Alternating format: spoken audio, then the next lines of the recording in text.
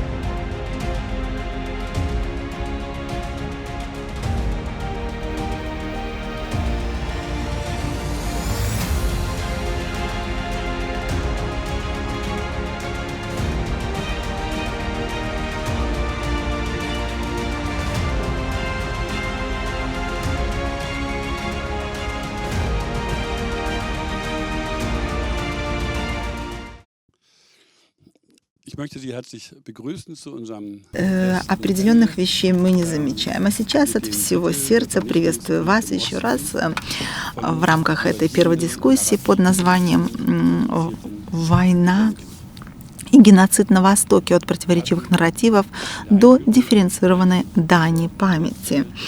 Вступительная беседа, которую мы провели с профессором Адамом Даниэлем Ратфельдом, касалась событий, исторических событий и памяти вообще в XX веке. Но сейчас мы бы хотели подробнее обратить внимание на отношения в 1939-1941 годах, то есть начиная с пакта Риббентропа-Молотова до нападения на Советский Союз. И здесь у нас был огромный масштаб насилия и на части оккупированной Польши, и на части оккупированной Германии, где война и геноцид вообще начались. Ну и начиная с 17 сентября, то есть с момента атаки Красной Армии востока Польши, Красная армия заняла практически половину межвоенной Польши. Там также проходила огромная оргия насилия, касающаяся советизации тех территорий, и в том числе это было связано с очень острой борьбой с Польшей, с польскими гражданами. Как выглядит этот нарратив с близкого расстояния, мы об этом поговорим.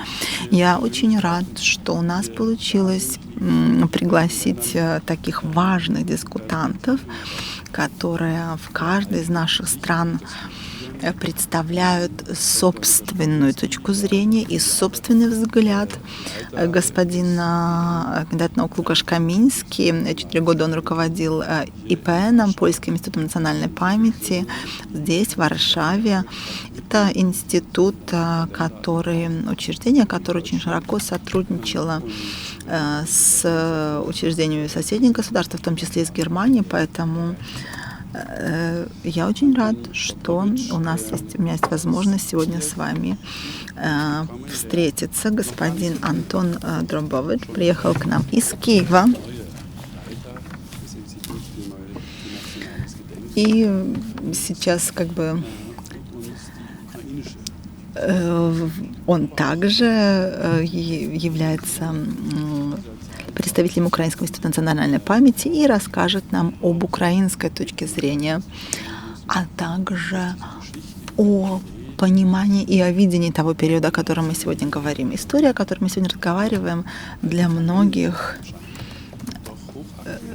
особенно если говорить о 3 поколениях вспять, нам часто казалось, что это вещи, которые давно уже прозвучали, не актуальны, однако это все еще важно для идентичности, для чувства собственной ценности государств Центральной и Восточной Европы, также для России, хотя сегодня Россия не представлена никакими отдельными людьми, но она постоянно где-то там звучит на фоне. Также приветствуем господина Дмитрия Новикова, который вот уже несколько лет является председателем Европейского радио для Беларуси, который вещает из Варшавы,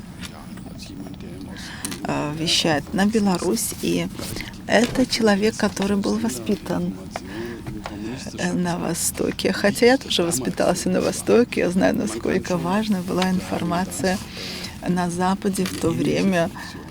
И можно сказать, что похожую функцию выполняет сегодня Европейское радио для Беларуси, вещая из Варшавы, и Белсат, то телевидение, которое также вещает из Польши. В принципе, очень жалко, что не было такой возможности, чтобы Германия и европейцы восприняли бы это как совместное задание. Я орудовал в пользу того, чтобы те задания, которые осуществляются в задании, софинансировались и Европой.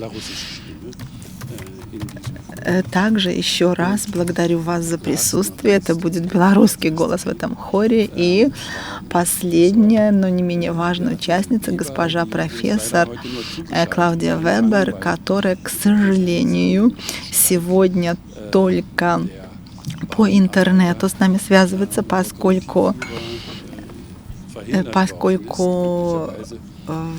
забастовка машинистов и железнодорожников не позволила ей к нам прибыть. Но коронавирус привел к тому, что географическое расстояние мы преодолеваем иным образом, поэтому спасибо вам, госпожа Вебер, что, несмотря на то, что вы не присутствуете лично, однако вы являетесь таким украшением нашего мужского круга. Поэтому, конечно, это определенный противовес тех мужчин, которые здесь присутствуют.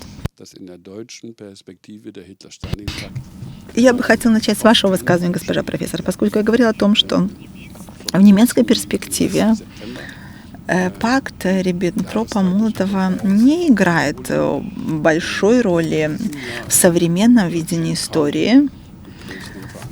У нас была годовщина нападения на Польшу. И в этом году, в принципе, вообще это не было обозначено какими-то серьезными торжествами. И пакт Риббентропа-Молотова также не был предметом особой дискуссии. И в книге, которую вы написали, как выглядит с вашей точки зрения, с перспективы вашего опыта в сегодняшнем свете, как выглядит эта немецкая перспектива в контексте того, какую роль сыграли те исторические значения, роль которых вы постоянно подчеркиваете.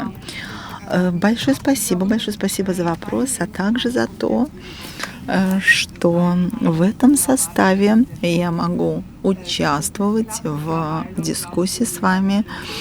Прекрасна та техника, которая позволяет нам настолько эффективно работать. Это должно было быть мое первое путешествие после периода эпидемии. Я с огромным удовольствием приехала бы в Варшаву, но, к сожалению, сейчас мне это не позволила сделать забастовка.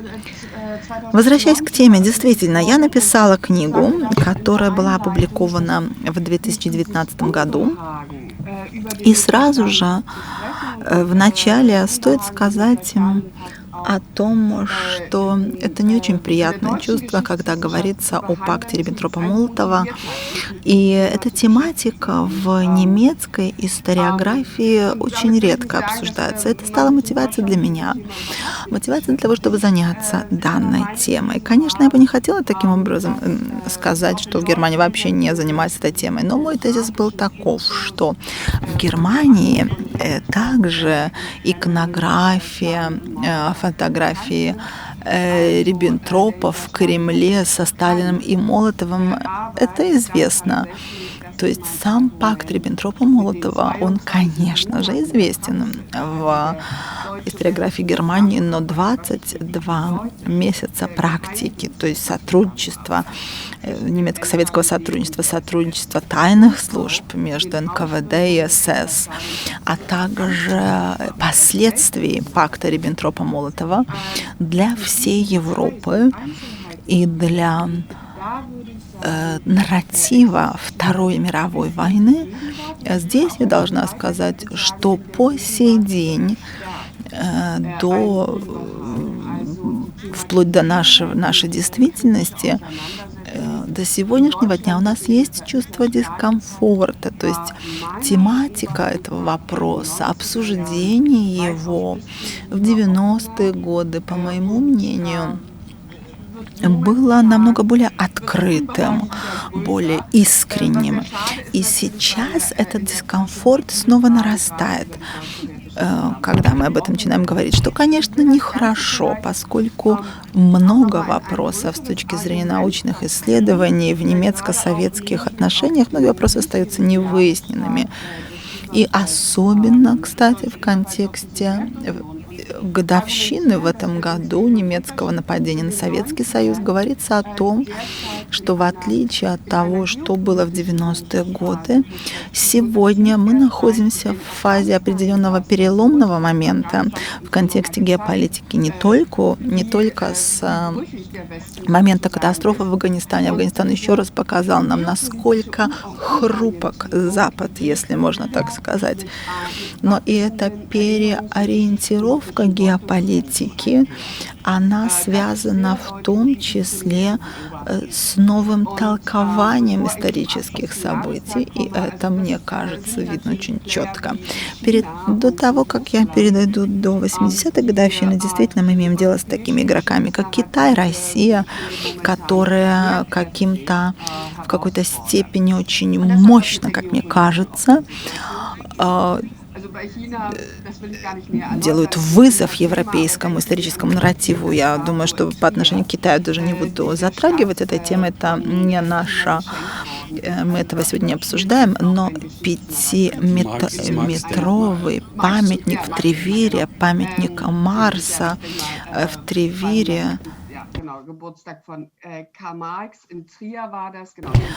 в связи с 200-летием рождения Карла Маркса, в 2018 году, да, это было 200-летие.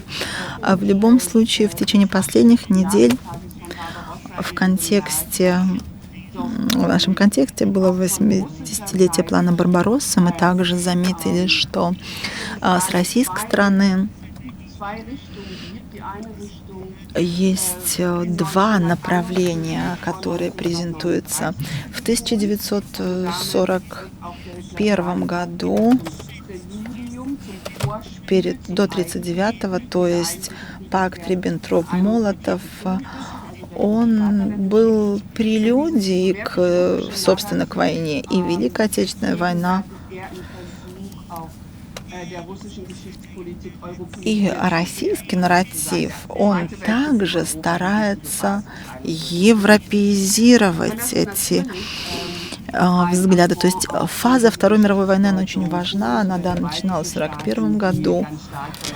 И это определенный афронт, если говорить о чувствах по отношению к 1939-1941 году. Например, мы видим это в странах Прибалтики. И для меня это было удивительно, как Путину получается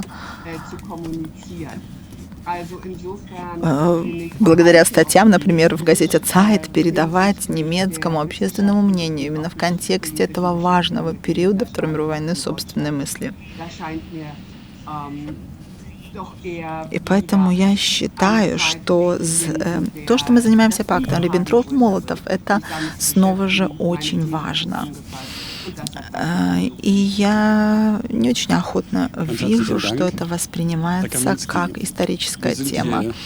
Это также, я думаю, связано и с теперешней политикой, геополитикой. И я обращаюсь к вам, господин Каминский. Мы находимся в Варшаве. Варшава в Польше. Польша — та страна, которая в результате пакта Риббентроп-Молотов пережила очередной раздел. И это травма для польской идентичности, для польского чувства национальной идентичности. Мы это видим и в том контексте, в польско-немецком контексте. Я говорю, это как кто-то, у кого после 90-го года было много контактов и с Польшей, и с польско-немецкими отношениями. Я должен сказать, что эта травма, она очень четко всегда чувствовалась. И очень выразительно видно, как в Германии, если мы посмотрим с Варшавы,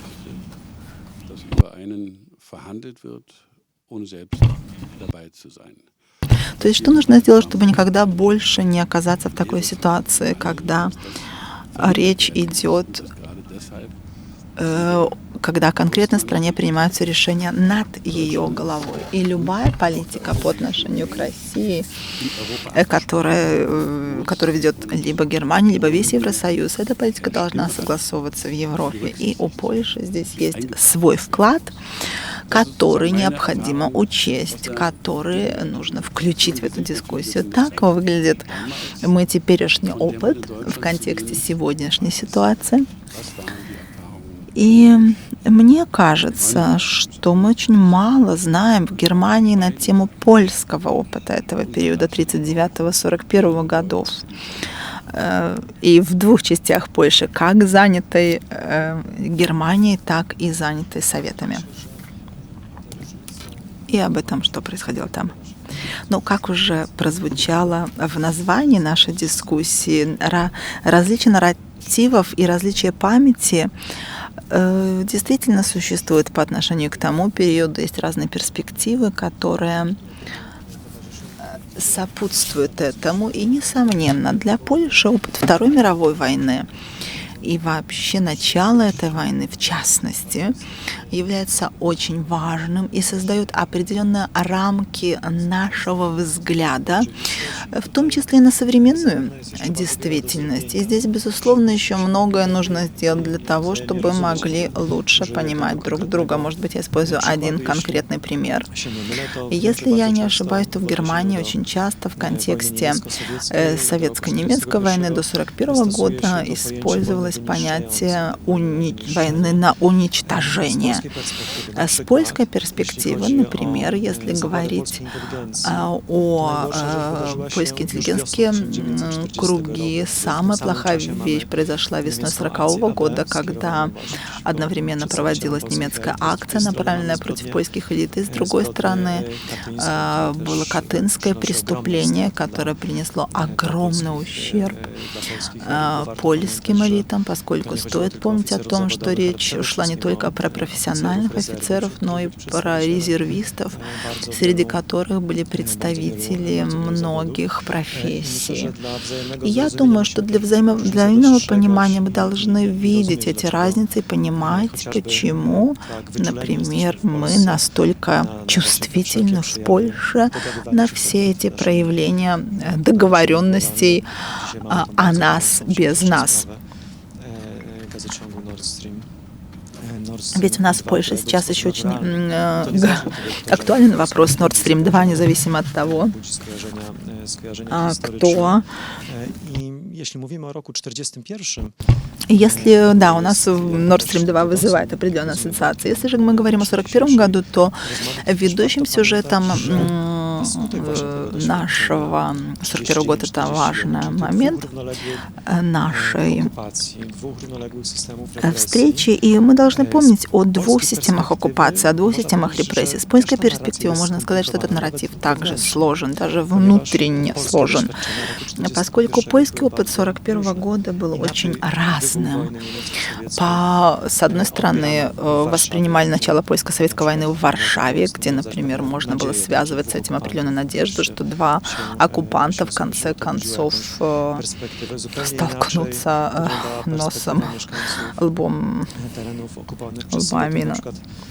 Но совсем по-другому выглядела оккупация Советов со стороны тех, кто был депортирован, или же тех, кто находился в лагерях, тех, кто благодаря этой войне спустя несколько месяцев, благодаря соглашению и благодаря Сикорскому могли выйти из тюрем. Еще совсем по-другому выглядит и перспектива польских евреев, которые столкнулись с огромной волной разгромов и репрессий, геноцида.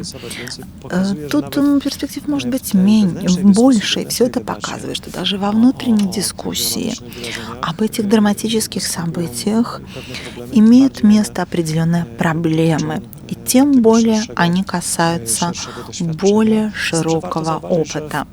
Однако стоит обратить внимание, что если мы поговорим о современной польской перспективе, то в какой-то степени опыт, связанный с пактом Риббентропа-Молотова, этих двух оккупационных систем, этот весь опыт соединяется с опытом 1945 года, с тем, что в польской памяти также является ялтинским синдромом, то есть то, что нас оставили в советской зоне влияния, и весь опыт второй попытки, уже, к сожалению, установленной, которая увенчалась успехом, установления коммунистической системы на польских землях. Поэтому эти перспективы в Польше, однако, поэтому эти перспективы соединяются, даже если мы посмотрим то, что происходило после войны, через призму того, что произошло в 1939-1941 годах.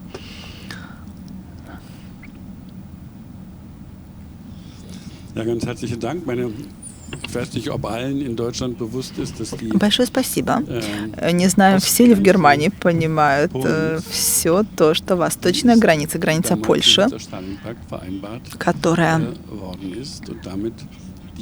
была определена на основании пакта Риббентропа-Молотова. Эта граница, в принципе, существует, и это добыча Советского Союза того времени. Это все сохранилось по сей день, и поэтому Польша была передвинута на запад. Конечно, это как бы было компенсировано западными территориями Германии, но, однако, Черчилль и другие согласились с тем, что Сталин заставил Польшу принять свою систему похожим образом, так же, как и другим странам в коммунистической зоне влияния. В принципе, есть то, о чем я упомяну, так вскользь, то, что не особо известно в Германии, а именно то, что поляки боролись во всех армиях против гитлеровской Германии, независимо и от армии, и в армии Краевой, и в подполье. Они были и в советской армии, были на Западе, они присутствовали во время приземления в Нормандии как 4-я количественная армия, мощнее французской. Поэтому нас, немцев, они освобождали от национал-социализма. И по сей день еще не было такого, чтобы при случае годовщины завершения Второй мировой войны была бы приглашена польская сторона, что было бы очень полезным. Наверное, это весь мой комментарий. Я бы хотела обратиться к господину Новикову, Беларусь.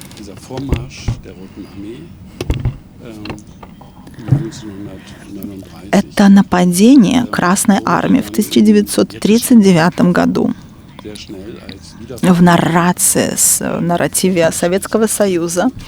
Это очень быстро назвали объединением в контексте Беларуси. И по сей день это выглядит именно так. Теперешний президент,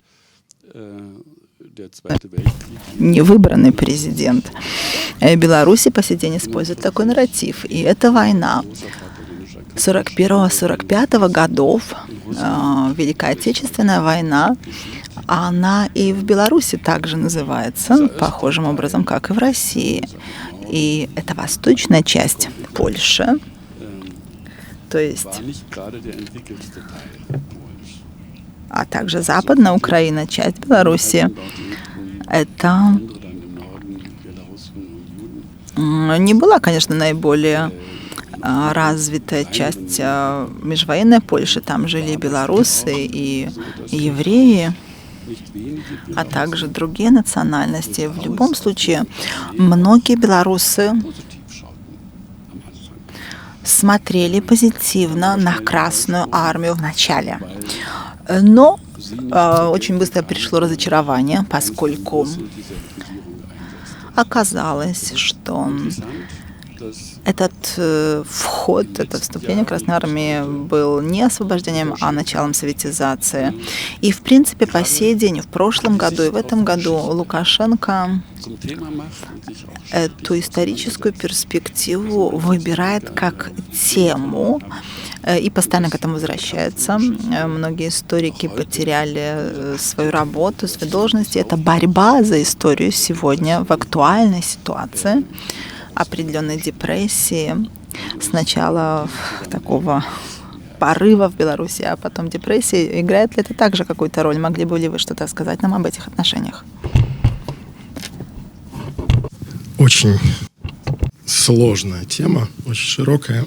Я даже не знаю, с чего начать. Наверное, начну с того, что сегодняшняя власть белорусская, которая уже 27 лет существует, пытается приватизировать часть советской истории. Я подчеркиваю, советской истории, поскольку на самом деле то, что происходило, в моем понимании, на территориях, в первую очередь, западных территориях Беларуси или восточных территориях Польши, это не была история только советская, да, или только советского народа. И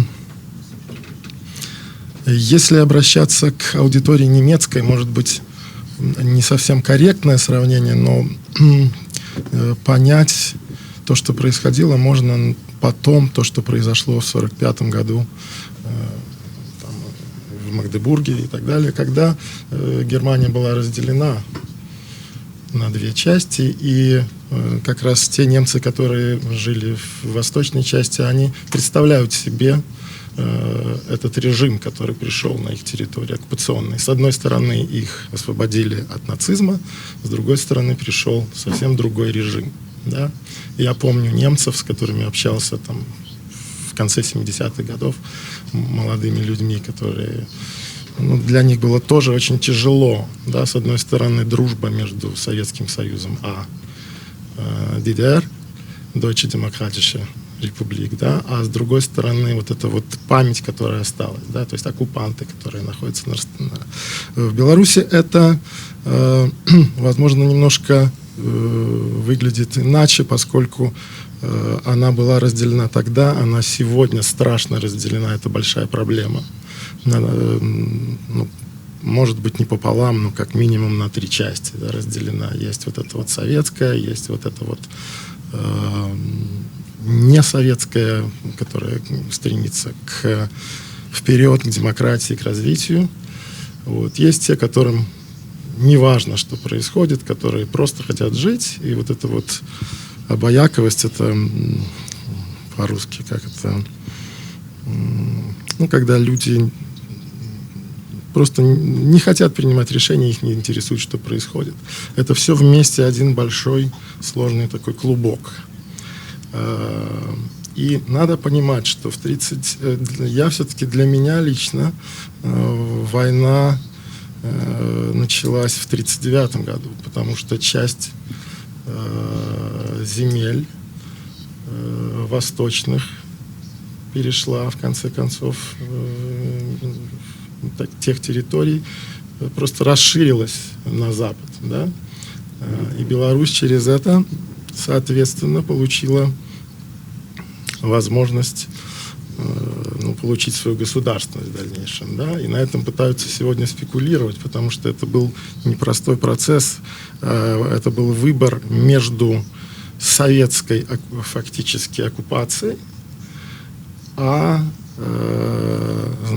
получением, то есть отсутствием гражданских свобод, а получением государственности в перспективе. Да? И вот тут возникает большой конфликт. Вот этот выбор, да?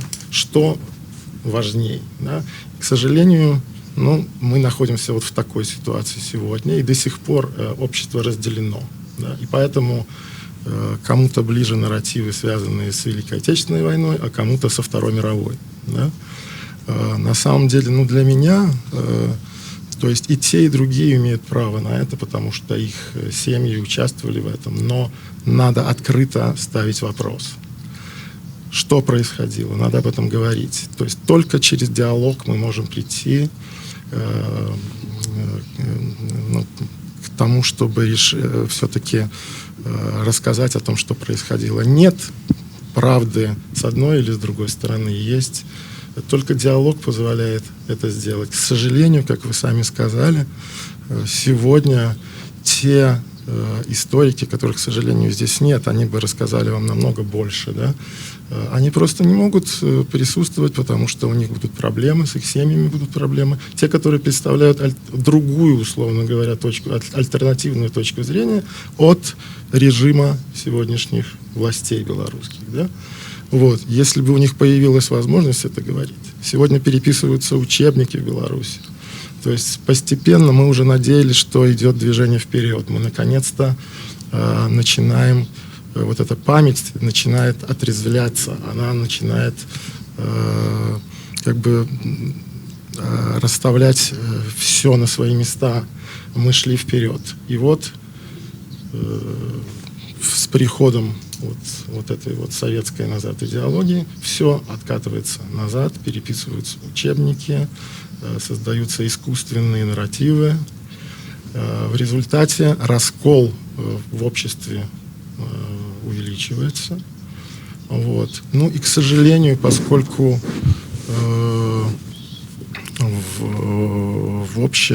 в таком контексте, в общеевропейском, огромную роль в этом всем играет в том числе Россия, то вот эти нарративы, они активно идет промоушен этих нарративов на территорию Европы, что раскалывает Европу постепенно, что выгодно, да, чтобы расколоть Европу.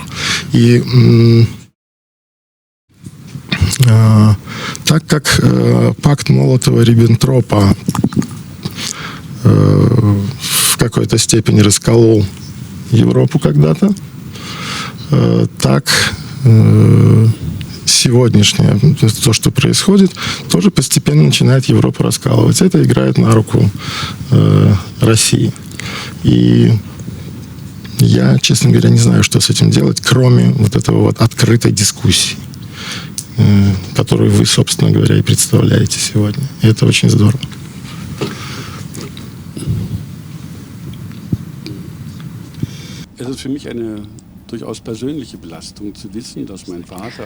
Для меня это, я бы сказал, личная ответственность, потому что мой отец был офицером вермахта, и он был в Минске, в этой части Советского Союза, в Беларуси. А ведь там погибло 1/4 населения. Там также имели место ужасные военные преступления. И даже если он не участвовал в преступлениях, и я на это надеюсь, то ведь он был частью этой махины, которая это осуществляла. Поэтому эти отношения, эти личные отношения, если говорить о вине, об ответственности, это то, что касается меня лично, а также многих других немцев. Хотя речь идет не о умалении немецкой ответственности, если мы посмотрим на всю ситуацию. В 1939-1941 году нет, мы не уменьшаем немецкой ответственности.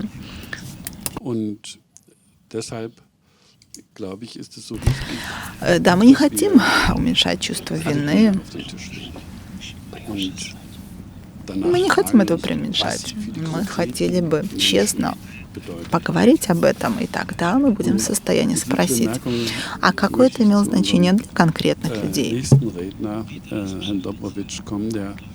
И сейчас я перейду к очередному выступающему из Украины, господин Дробович.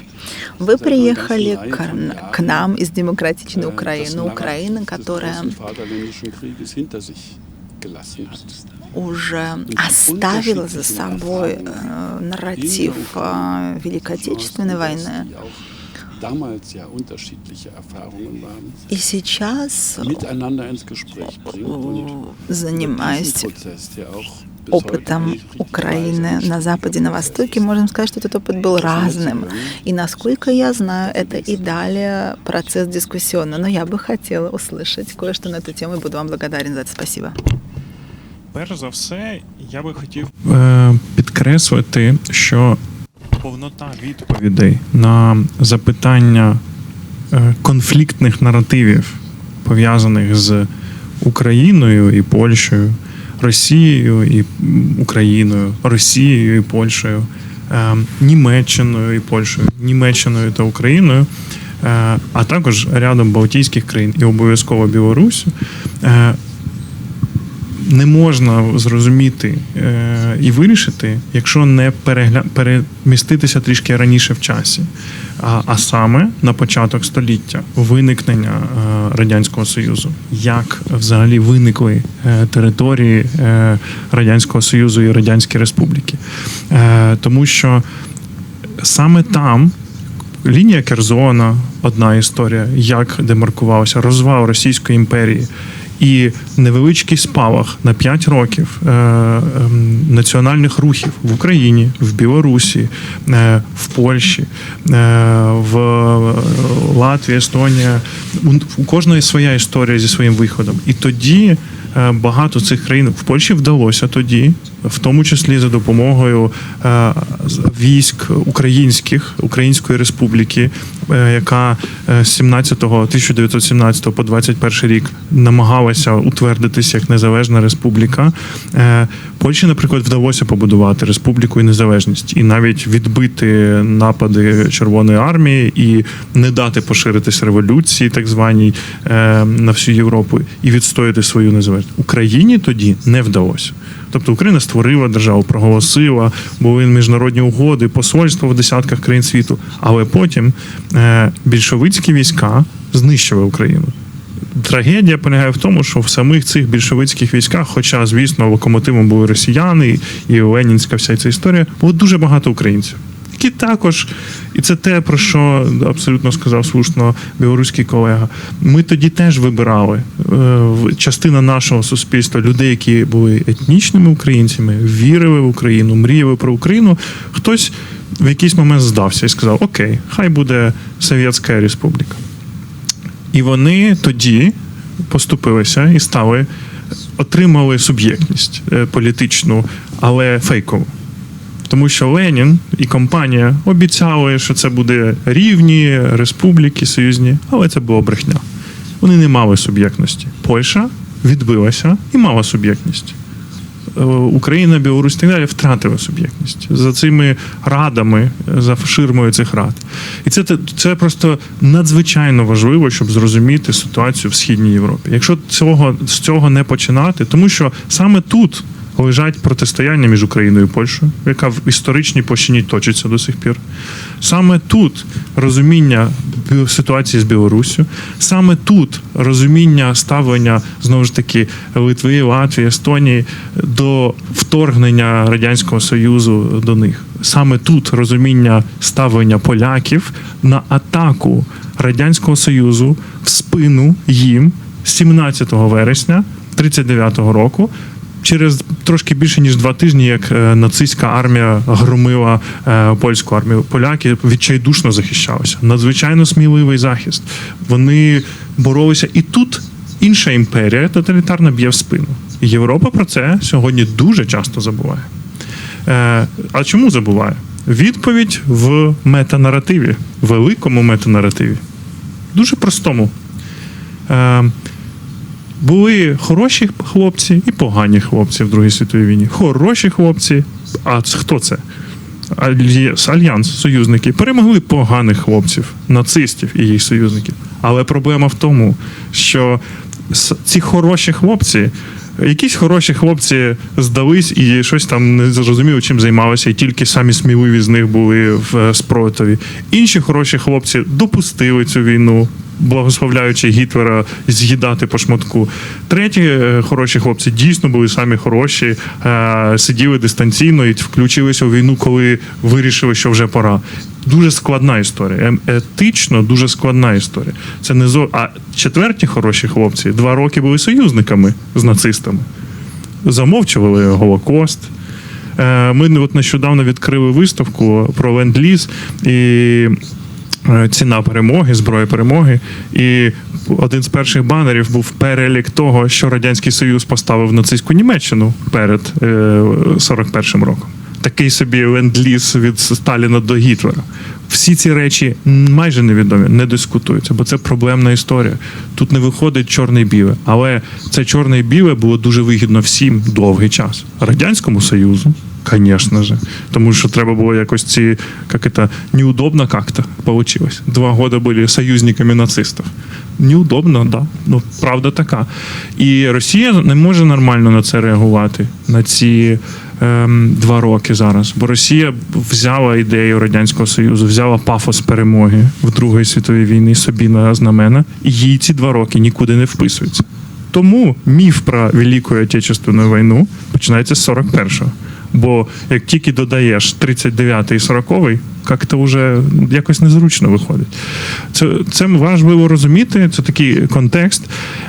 І чесне розуміння Другої світової війни, повне розуміння Другої світової війни неможливо в Європі, так само, неможливо без розуміння трагедії Східної Європи, країн Східної, націй, які були пригноблені Радянським Союзом, нації, які, до речі, от з Україною складніше навіть з Україною, з Білоруссю, бо українці, білоруси, багато євреїв, які були включені в територію Польської Республіки, теж не були задоволені своїм життям. І теж з сподіваннями перший час дивилися на Радянський Союз. Але ці сподівання були обмануті. В Польській Республіці, так, не дивлячись на пацифікацію, дискримінацію, українців і євреї, наприклад, на Галичині не почували себе комфортно в Польщі. Багато хто висловлював незадоволення. Але коли вони хлібнули радянської влади, вибачте мене, це окрема історія. І різниця в тому, що наратив, який ніс Радянський Союз для, наприклад, Західної України, був: да, ми об'єднуємо, золотий вересень, цей міф, до речі, ми випустили вчора ролик, я передав організаторам лінк, якщо буде можливість його показати. Це 5-хвилинний ролик, який розказує про цей міф про золотий вересень. Це штамп радянської пропаганди про те, як під керівництвом товариша Сталіна воз'єдналася Україна і так далі. Хоча з точки зору міжнародних відносин напад Сталіна на Польщу в спину 17 вересня 1939 року це було порушення міжнародних угод. Ми зараз в Україні, ми не задоволені, звісно, тим, що після 21-го року пакта, після того, як Пілсудський і Радянський Союз підписали, Радянська Росія підписали цю угоду, Рижський мір, ми не задоволені. Ми вважаємо, що це несправедливо, нам було погано, і ми втратили свою державність. Але це було юридично закріплено і визнано в Європі. Тоді як напад Гітлера і Сталіна на Польщу, це було порушення з усталеної норми. Тому тут купа проблем. Для будь-якої країни, яку не торкнися, з наративами починаються проблеми. Для німців, наприклад, яка проблема з наративом? Німці визнали провину за нацизм, дуже багато зробили для того, щоб спокутувати і науково, і фінансово, і так далі. І от заява президента Штайнмаєра про те, що ми одноосібні винуватці Другої світової війни, це дуже благородна, ригористична, така чиста моральна позиція. Да? Але ця позиція грішить проти правди. Ця супервідповідальність, яку готові взяти на себе німці, нею користуються росіяни. Вони кажуть: окей, бачите, не треба звинувачувати нас, що ми були союзниками Гітлера. Самі німці говорять, що тільки вони в усьому винні. І я розумію це благородство німців. Зло нацизму шокувало світ.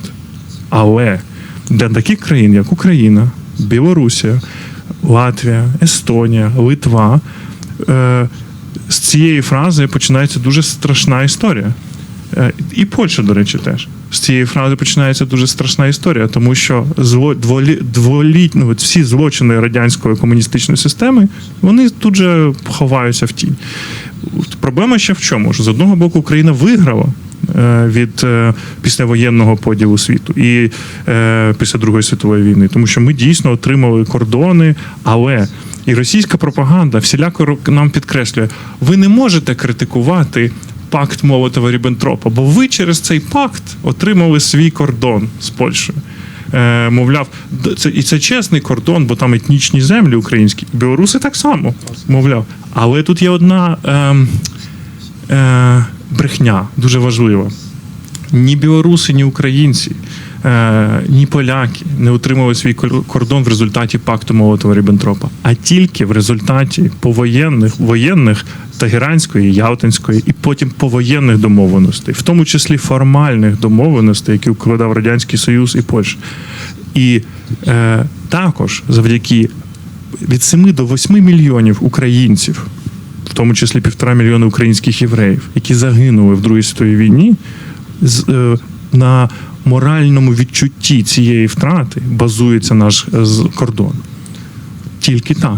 Так само з польсько-німецьким кордоном. Це не якісь там сомнительні договоренності. І от коли ми чітко говоримо про післявоєнний уклад світу, ми не злочином буде говорити, що це, бачите, лінія Керзона освящена пактом Молотова-Ріббентропа. Ні, пакт Молотова-Ріббентропа не створює ніяких юридичних підстав, бо він був порушений.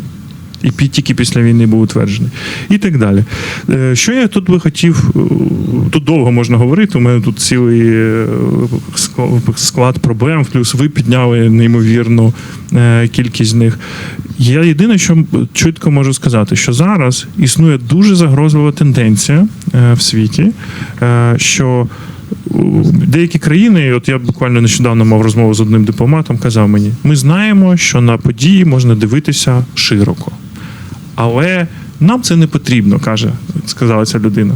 Нам потрібно вузько. Нам цього достатньо. Бо воно відповідає нашим інтересам нашої спільноти.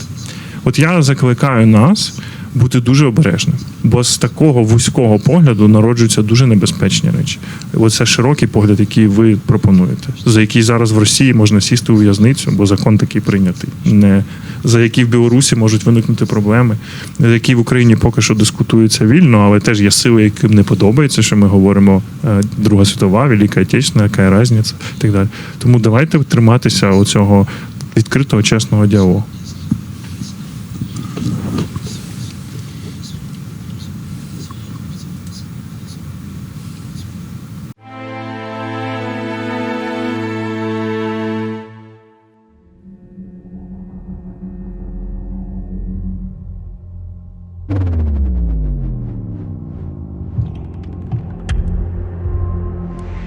Золотий вересень. Так в СРСР величали події осені 1939 року, коли Західна Україна та Білорусь були включені до Сталінської імперії. Радянська пропаганда називала це визволенням, воз'єднанням українських та білоруських земель.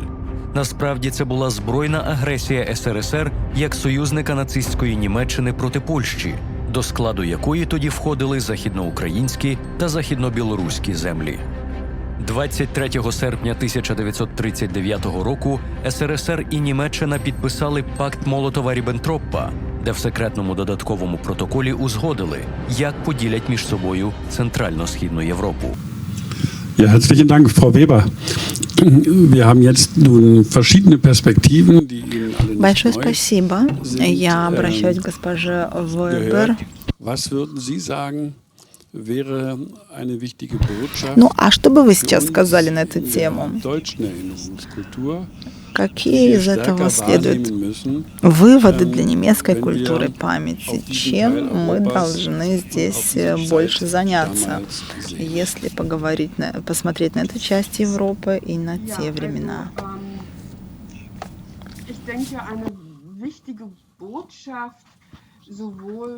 Я считаю, что важным месседжем как для немецкой политики памяти, а также для историков, поскольку мы говорили о таком беспокойстве.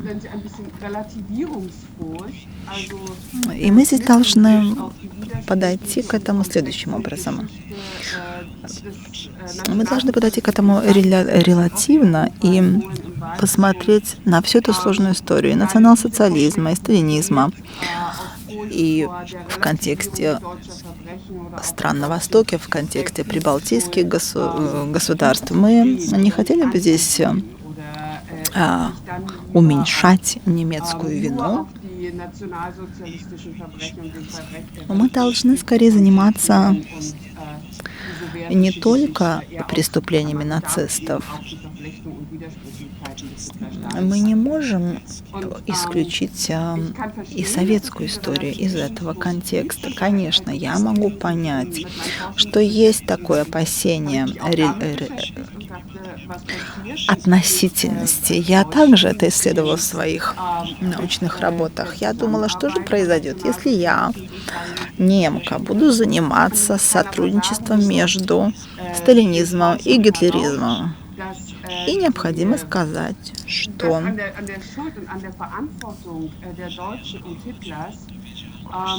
если мы говорим об ответственности немцев и Гитлера, то этого изменить нельзя, даже если мы будем заниматься пактом Риббентроп-Молотов. Также, если мы будем заниматься этим пактом, то мы увидим, что именно Гитлер и Сталин хотели этой войны. Сталин не имел ничего против территориальной экспансии, и об этом мы здесь говорили, упоминая линию Керзена. И здесь у Сталина был шанс передвинуть границу без начала войны.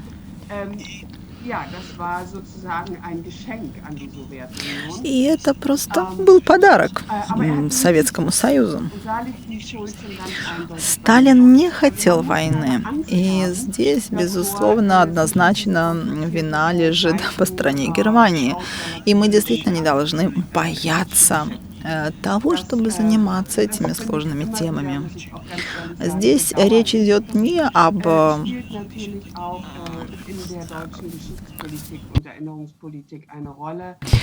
мы не хотим здесь как-то торговать нашей историей, но мы оставляем это часто политикам, и у нас иногда нет смелости, чтобы заниматься этой историей честно. И если я перейду, может быть, еще к очередному пункту предыдущего выступающего, здесь я вижу связь с этой относительностью.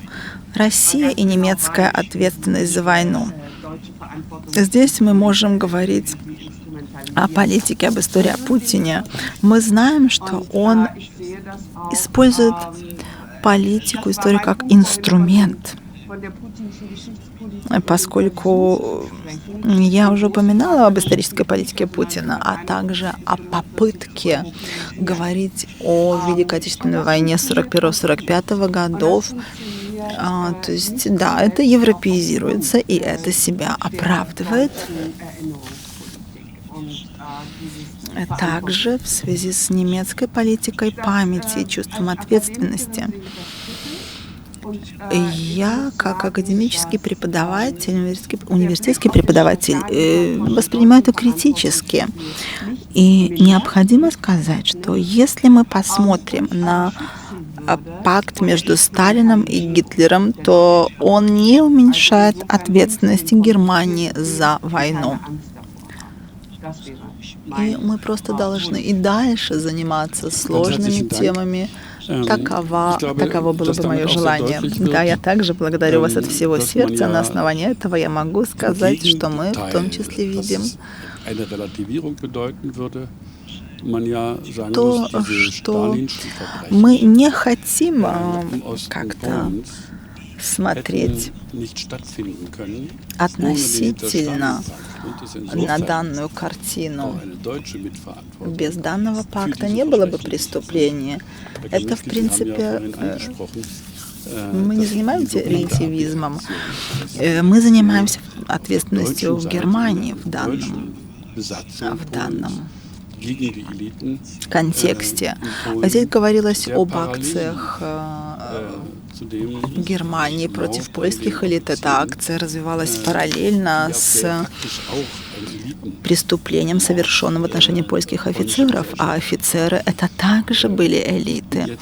И это снова же было преступление по отношению к польским элитам. Я не историк, который мог бы сказать, насколько это согласовывалось между сторонами, но это произошло параллельно. Был договор о дружбе с сентября 1939 года, договор о дружбе и границе. И да, было проблематично, если говорить о борьбе с польскими элитами, это было проблемой.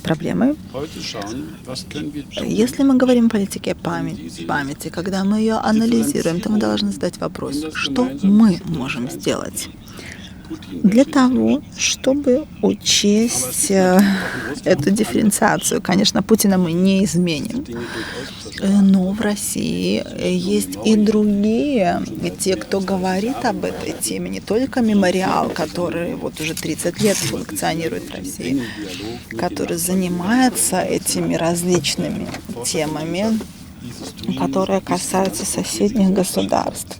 Этим занимаются и другие историки.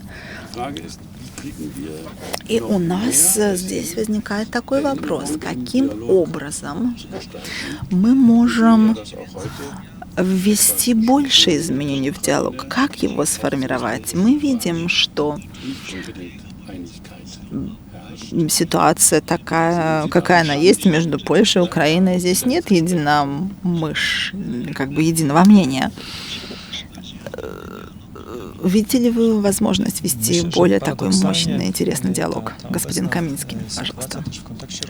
Ну, теперешняя ситуация в российском контексте для нас — это шанс.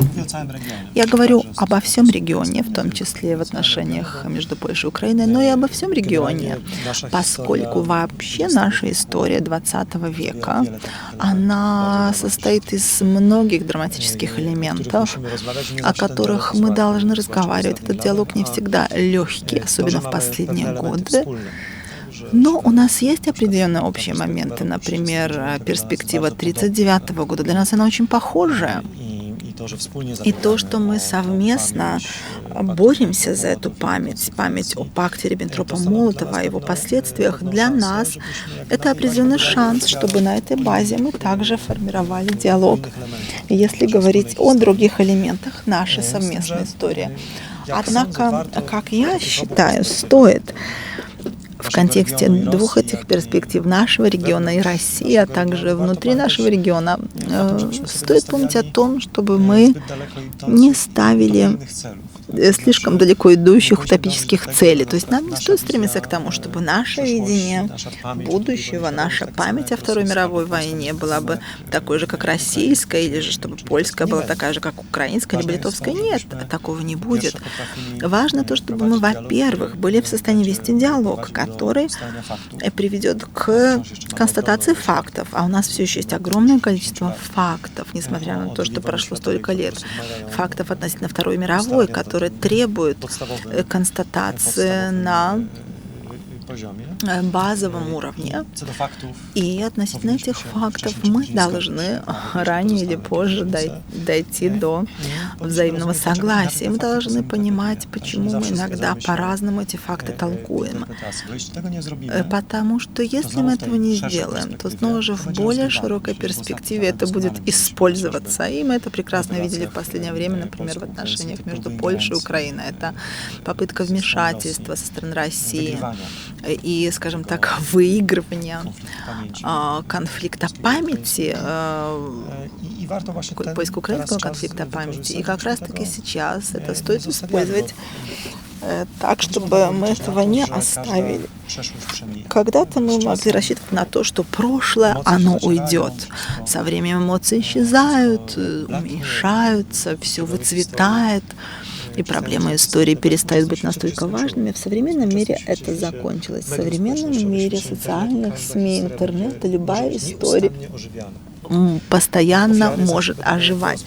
Жертвы всегда имеют голос. Этот голос, он в любой момент может вернуться. И это немножко утопийное мышление, что достаточно, чтобы прошло время. Что время — это достаточный фактор для того, чтобы эти раны зажили. Но в любой момент кто-то эти раны может открыть. И это, да, не всегда закончится поражением. То есть было бы неплохо, чтобы мы внутри Европы, мы как одно целое вели диалог и пробовали понять разный опыт, поскольку все чаще мы сегодня говорим о необходимости европейской идентичности. С моей точки зрения, невозможно заменить национальную идентичность, хотя идентичность, она многоуровневая, и одним из этих уровней может быть чувство сопричастности с европейским сообществом. И это может быть также частью и есть частью нашей истории. Поэтому мы должны искать то, что нас соединяет в совместном опыте, в совместной истории. И стоило бы также в этой общеевропейской перспективе помнить о Центральной Европе не только об опыте жертв и преступлений, но и сопротивления. Ведь сопротивление было защитой базовых ценностей, которые мы сегодня считаем европейскими ценностями. И если это будет замечено, то для нас всех, не только в этой части Европы, это будет вдохновением также в будущем для того, чтобы бороться с современными проблемами. История не завершена. История возвращается с очень мощными ударами, очень неожиданно иногда.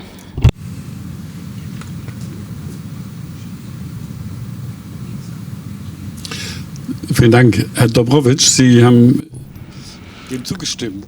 Большое спасибо. Я вижу, что, господин Добрович, хотели бы, вы согласны с тем, что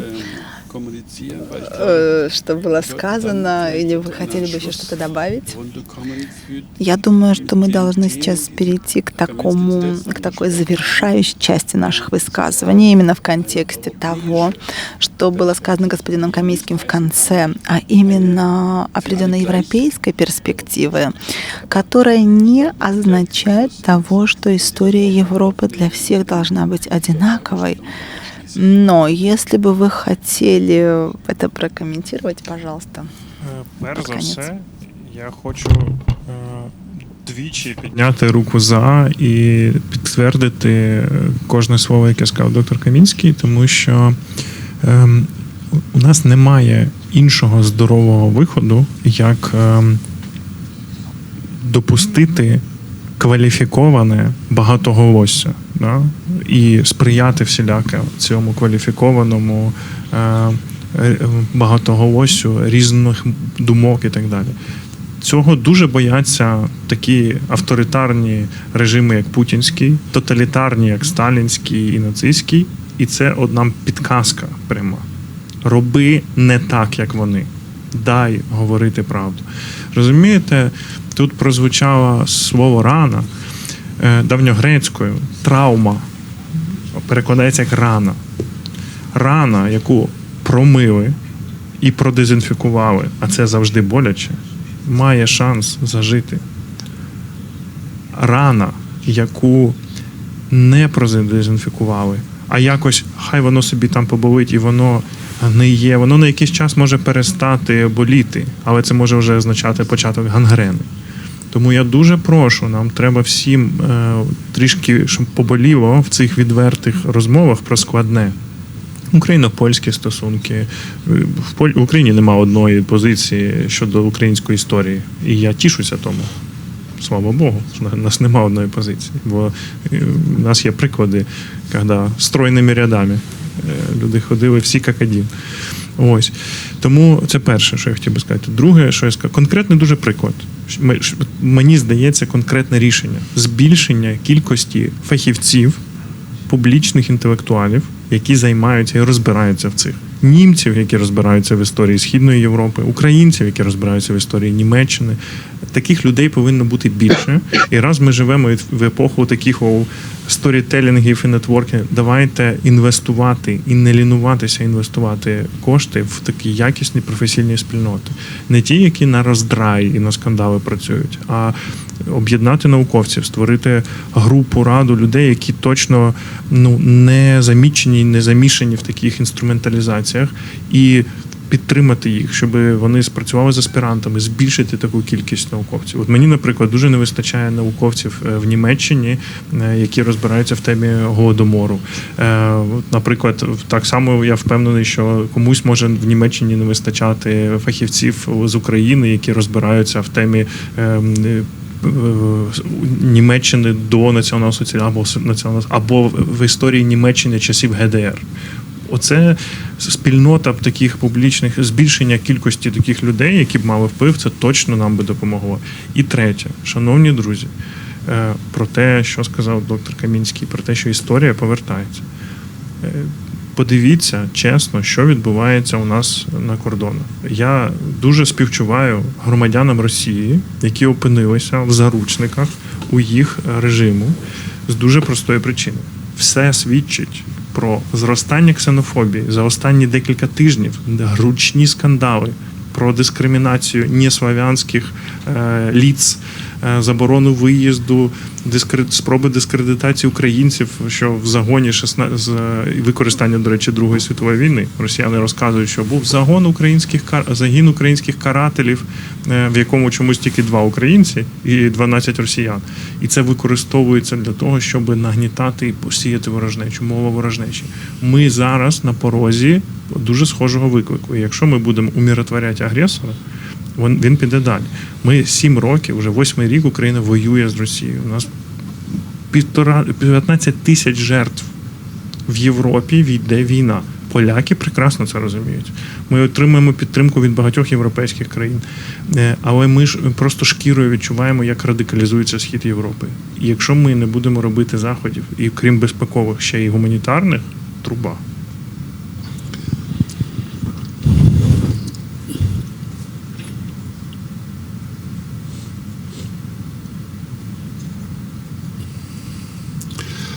Vielen Dank. Wenn wir zum Ende kommen, kann man sagen, dass es für ein europäisches Erinnern wichtig ist, die verschiedenen Большое спасибо. Opfergruppen Память. Да, важно, чтобы эти разные группы und sie alle in ihrem Leid anzuerkennen. Важно, чтобы все эти группы стояли в одной линии, чтобы все это, чтобы мы не отдавали предпочтение одной из этих групп, чтобы они все были равными. И это принципиальный подход. Конечно, это придет со временем, но мы должны приблизиться друг к другу. Слушать, важно слушать друг друга, услышать, какие жертвы важны для каждого народа, что особо четко отпечаталось в национальной памяти. Это не всегда одно и то же, с моей точки зрения, или же с перспективы других. И другая мысль такова, что, как мне кажется, в Европе мы в основном согласны относительно оценки национал-социализма и оценки немецких преступлений, но мы сегодня очень далеки от оценки коммунизма, если говорить о едином подходе к этой оценке. И вообще у нас нет даже соотношений, мы не оцениваем взаимосвязи этих двух режимов 20 века. И это заслуживает особого диалога между нами, между учеными и между народами. Этот диалог необходим. И я бы сейчас попросила, чтобы вы действительно буквально в одном-двух предложениях сказали, прокомментировали эти тезисы. Пожалуйста. Господин Дмитрий. На самом початку розмови пані професор вспоминала Карла Маркса. Ну, видать, я так гляжу, что прав был Гегель и Карл Маркс, коли казали про спираль, по якой розвивається історія. І я, щиро кажучи, вельми боюсь, каб ми не опинулись знову у той кропці, яка була в ті годи, про які ми з вами зараз узгадуємо. Тому, так як і мої суразмовці зараз, я цілком підтримую, що вони кажуть, і я виступаю за те, каб поширити такий діалог, про який ви казали, так. І мені не хапає тут ще країнаў Балти до гэтага дыялогу, тому што яны таксама маюць, відаць, што сказаць пра гэта вельмі шмат.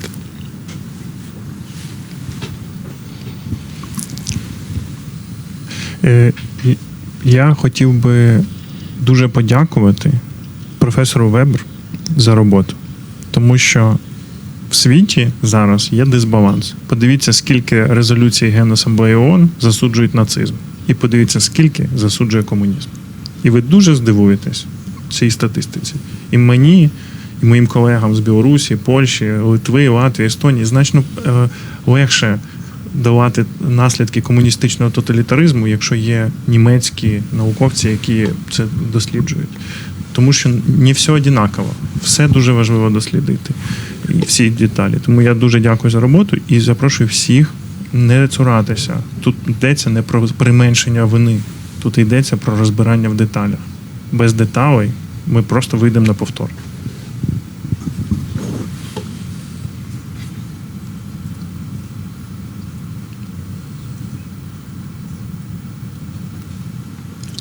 Frau Weber, wenn Sie zu dieser letzten These noch kurz etwas sagen, bitte in 2-3 Sätzen.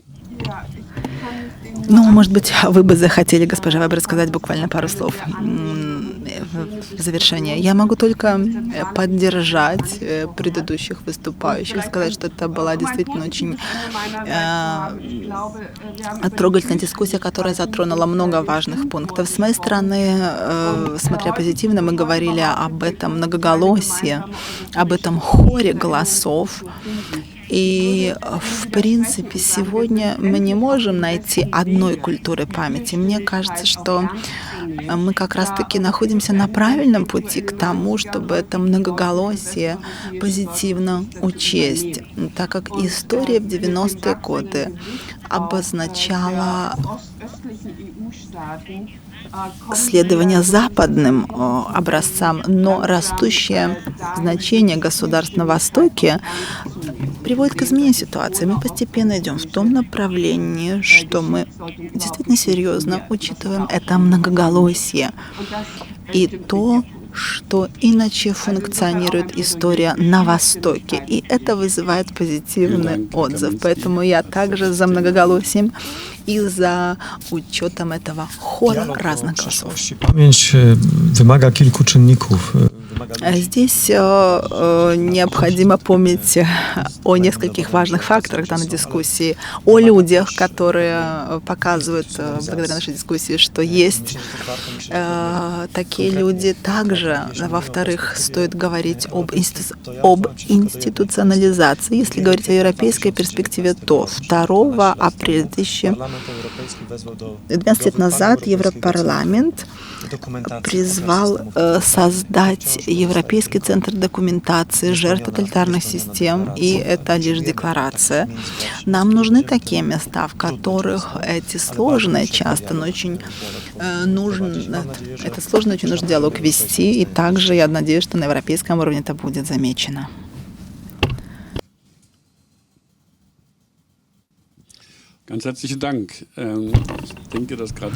Большое спасибо.